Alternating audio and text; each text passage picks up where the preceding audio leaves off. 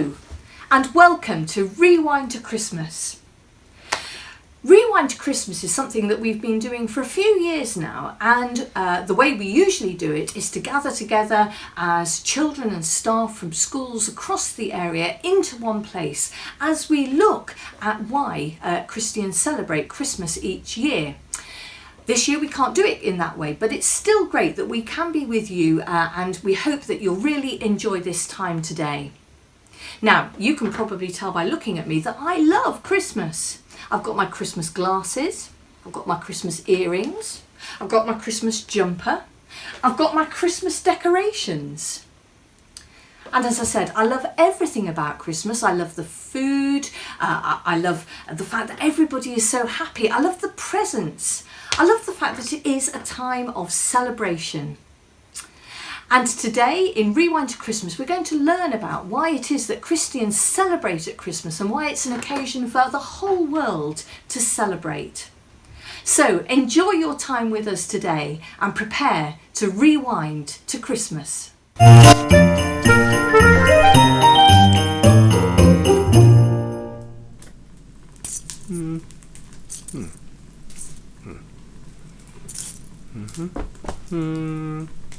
Ah.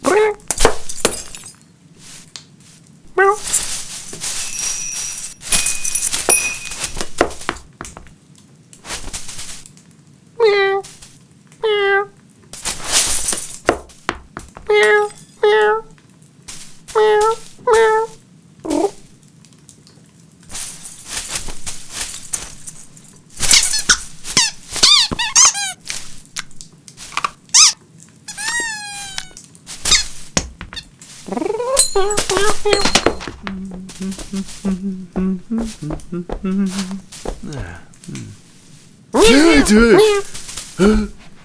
Oh, you down, down, down.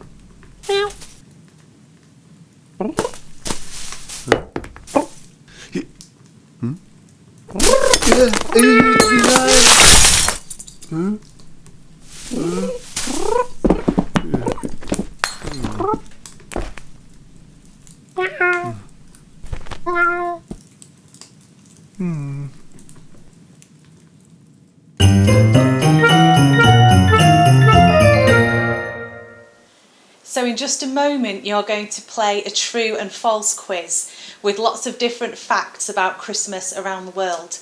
And your teacher's going to stop the video and read out the facts to you, and you have to decide if you think they're true or false.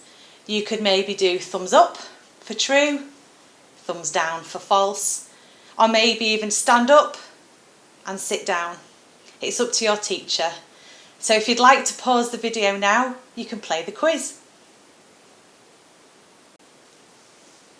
So in just a moment, your teacher's going to pause the video again, and you're going to have a little look through this booklet. In here, you've got the Christmas story from the Bible, and you've got some questions to think about, and you've got some codes to crack and some puzzles to do. So when your teacher says, get your booklets out, get your pencils, and get busy.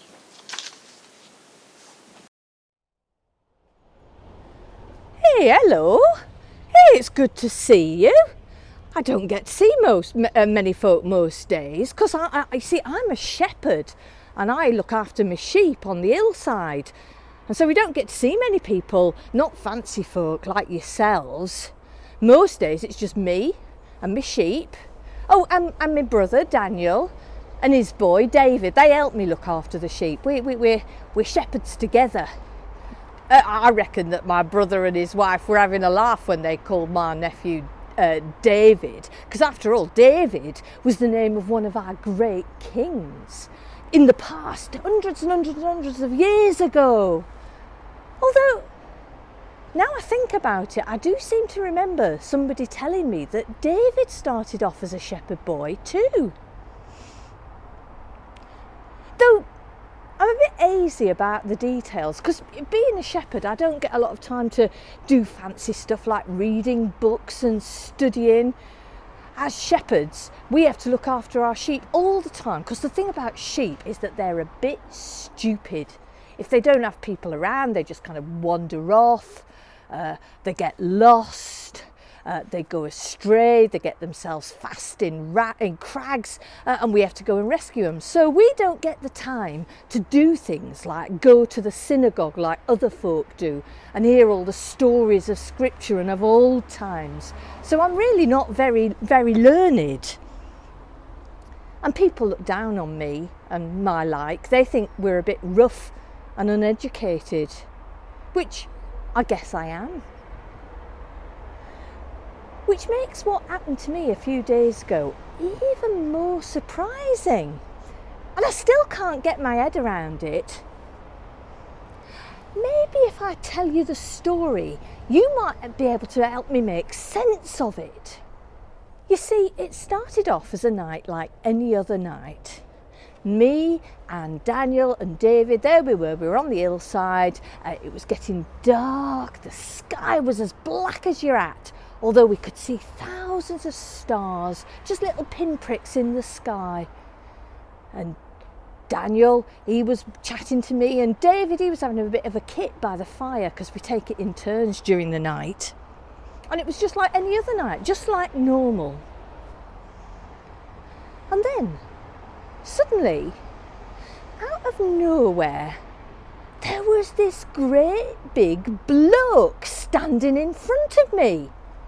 Well, I say bloke, but he was like no bloke I'd ever seen before. He was so tall, and it was like light was shining out of him. He was beautiful. And I'd suddenly realised, I don't know how I knew, but I knew that this was no bloke. This was an angel sent by God. But why would God send an angel to a bunch of shepherds? God's God. And why would he come to send a messenger to a group of ordinary blokes like me and my brother and my nephew? What could God have to do with a group of ordinary blokes like us? So I don't mind admitting I was a bit scared. In fact, no, I wasn't just a bit scared, I was terrified. So would you be if someone or something just suddenly appeared out of the blue from heaven wanting to talk to you? Don't tell me you wouldn't be scared. Well, I don't mind admitting I was terrified. And then this angel spoke to me, and I'll never forget what he said. He said, "Do not be afraid." And of course I was, but I felt much better when he said that. And then he said, "I've come to bring you great news. Today, in David's own city, that's Bethlehem, just over the way, you'll find a baby born. And he's not just any baby, he's special. This baby is going to be good news for the whole world." And then suddenly there wasn't just one bloke, one angel standing there. There were hundreds and thousands of them. And they were singing, and it was the most beautiful thing I'd ever heard. They were singing, "Glory to God in the highest, and on earth be peace with men on whom his favour rests." And it was the most beautiful song I'd ever heard. I wish I could explain just how marvellous it was. It was like hearing the most beautiful thing in the world and being surrounded by light. It was like being caught up in heaven. I wish you had been there with me. And then the light faded and the singing died away, and suddenly it was just me and Daniel and David on that hillside, just like we'd been before, and the sheep just doing their thing and just our bit of fire going. But I was filled with a sense of joy and excitement like I'd never known, and I knew that what those angels had told me was true. And I said to Daniel and I said to David, we've got to go to Bethlehem to see this for ourselves. And they were full of excitement and joy, just like me. And so without another word, we just got up and we ran and we left our sheep behind. And that's something we would never normally do. So we ran all the way to Bethlehem. And it's a bit of a step to Bethlehem, but we were so full of that sense of joy and peace that we'd had when the angels were singing to us that it seemed to take no time at all. And so when we got to Bethlehem, we found ourselves standing outside a stable. And we went in, and there we found this young lass. And she looked really tired and exhausted, and yet at the same time on her face there was an expression of such happiness and peace. You've never seen anything like it. And in her arms she was holding a baby, and her husband was there and he'd got his arm around her, and they were looking down together at this baby. Well, as we came in, you can imagine they looked up and they were a bit gobsmacked to see us. So we explained why we were there, about the angels appearing to us on the hillside and telling us about the birth of this baby and saying that it was going to be good news for the whole of the world. Well, you can imagine they were absolutely astonished to hear about it, but they were so pleased too. And so after we'd spent a bit of time there talking to them and looking at this baby, Daniel and David and I, we went back to our hillside, talking about all the things that had happened that night. I didn't really know what to make of it. I still don't. But what I do remember is that sense of joy and peace as the angels sang to us and as we looked at that baby. And I just know that that baby is going to be good news for the whole world. So now we're coming to craft time, the time you've all been waiting for. And everybody will have a small glass tea light holder. Mine doesn't look quite the same as yours, but I can still show you how to do the craft. And the idea is that you're going to cover your little glass holder with lots of colour tissue paper. And then when it's dried and you have the candle inside, it will make a beautiful holder. So my top tips would be to hold your glass container upside down in your fist, and actually on the fist that you don't write with. And then cover the outside with glue. And then just push on all the little bits of tissue paper.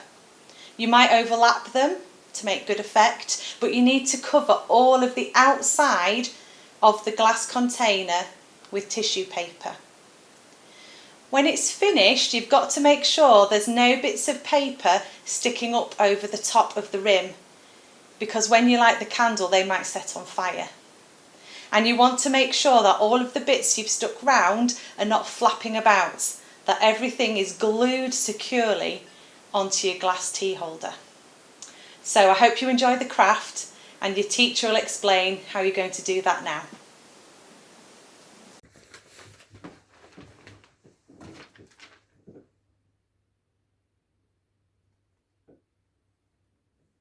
Oh, hi there. Just catching up on the headlines. Got some other headlines here actually.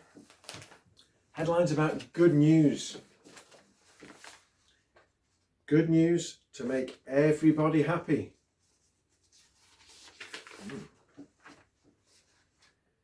important news from the king.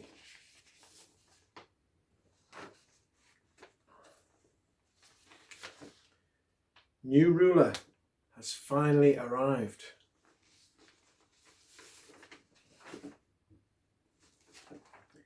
New discovery to save lives. Oh, they sound like good news, don't they? Now, I wonder if you had good news like that, who would you tell first? Would it be the Queen? Would you tell a farmer? Perhaps you'd tell a clergyman like me. Or maybe you'd tell Ant and Dec. I wonder who you'd tell first if you had some real good news. Well, today we've been thinking about the very first Christmas. We've been rewinding back to that first Christmas time when Jesus was born and trying to understand why Christians celebrate Christmas, and it's such an important time of year for Christians all over the world. Now, the story of Christmas is written in the Christian's holy book, the Bible, and it tells us, just as we heard about in the drama before, that the very first Christmas, when the news came about the baby Jesus, it wasn't the rulers of the day or the politicians or the important people who heard. It was very ordinary people. It was the shepherds who were told first about the baby Jesus. Now, newspaper headlines, these ones are an important part of the message that came to the shepherds through the angels. They help us to understand why Christians celebrate Christmas. Important news from the king. Well, Christians believe that the message given to the shepherds through the angels was from God himself. And it's a really important message because new ruler has finally arrived. This was the person that the Jewish people had been waiting for hundreds of years. The person that had been promised to them had finally come. Jesus had arrived.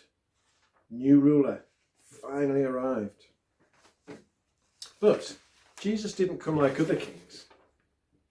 New discovery to save lives. This was different. Jesus didn't come with a big palace to live in or special clothes. Christians believe that Jesus is God, and he came into the world to die on a cross, to rise again 3 days later, so that all of us could be forgiven for the wrong things that we've done. It's an amazing story to save lives. And our final headline, good news to make everybody happy. Christians believe that it's important for everyone to know the good news of Jesus' birth, and the fact that it was told to the shepherds very first shows that it's a message for ordinary people just like you and just like me. So that is good news, isn't it? When Jesus grew up, he called himself the light of the world. And that's why we see so many lights at Christmas time. And I'm just going to light my candle now.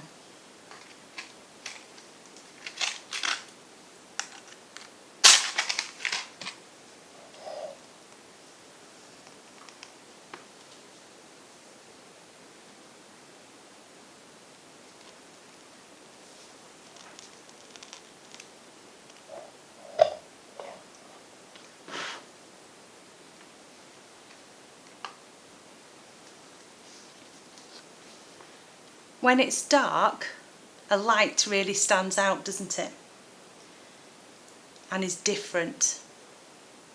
And Christians believe that Jesus is different. Lights are used to guide us and to show us the way. And Christians believe that Jesus guides us, that he shows us the way to live our lives. Jesus called himself the light of the world. And Christians believe that Jesus came to live for everyone, for the whole world. This Christmas time, whether you normally celebrate this festival at home or not, when you enjoy those 2 weeks off school when you receive a card or a present, or perhaps just when you see the Christmas lights round and about. Or maybe even as you look at the candle and the holder you've made today. I want you to stop. That's my challenge to you, to stop and to rewind to that very first Christmas. To remember why we have this special time of year. To remember that it's a time when Christians all over the world celebrate the birth of Jesus, who came to be a light in our world. Well, what a lot we've heard about today as we've rewound to that first Christmas. A lot to think about. Sometimes Christmas can be a lot to think about, a bit busy. And so in a moment I'm going to light my special candle. I've turned the lights down a little bit here, and we're going to have just a bit of time to think about all that we've heard today and we've learned, just so we can think about it. You might like to focus on the candle, or you might like to close your eyes. Either way, let's just take a minute to think about the things we've heard today and what we've learned.